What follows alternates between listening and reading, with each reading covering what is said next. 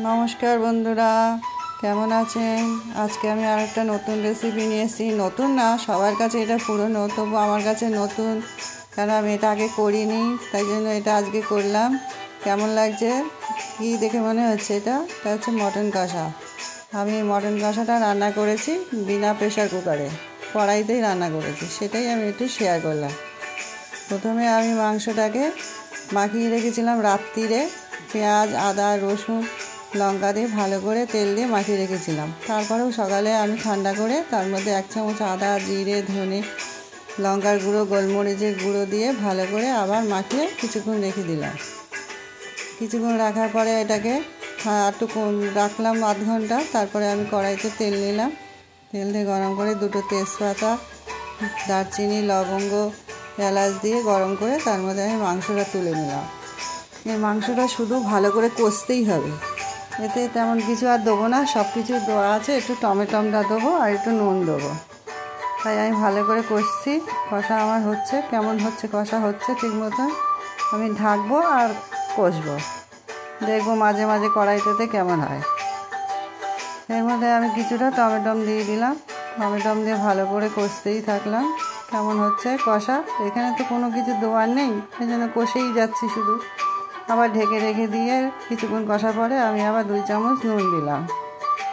2 চামচ নুন দিয়ে এর মধ্যে আলুটা ভেজে রেখেছিলাম, সেটা দেখাইনি, সেই আলুটা দিয়ে দিলাম।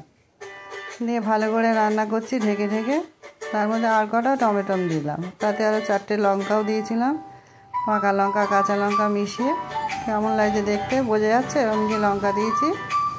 আলু দিয়ে ভালো করে কষা হচ্ছে। আমি শুধু এখানে আর কিচ্ছু দেবো না, শুধু নেড়েই যাব।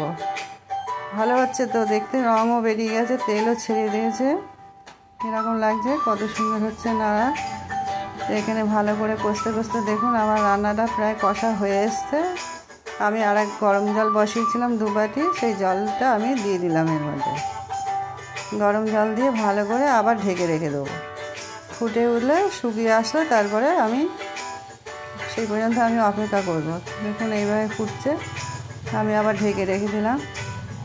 আবার 10-15 মিনিট ফোটানোর পরে এবার আলগা করলাম। আলগা করে দেখুন আমার রান্না প্রায় হয়ে এসেছে, শুকনো হয়ে এসছে। ভালো লাগছে তো দেখতে এই রান্নাটা। যে তারপরে আমি রান্নার মধ্যে কিছুটা 1 চামচ গরম মশলা দিয়ে দিলাম। গরম মশলার গুঁড়োটা দিয়ে আবার কিছুক্ষণও ঢেকে রেখে দিয়েছিলাম। ঢাকা হয়ে গেছে এবং আমার রান্না হয়ে গেছে। একটু তো ঝোল রাখতে হবে, শুকিয়ে গেলে তো আর অতটা ভালো লাগবে না, ঝোল না হলে এমনিও আবার টেনে নেবে। দেখুন কত সুন্দর লাগছে দেখতে, আমার রান্না হয়ে গেছে।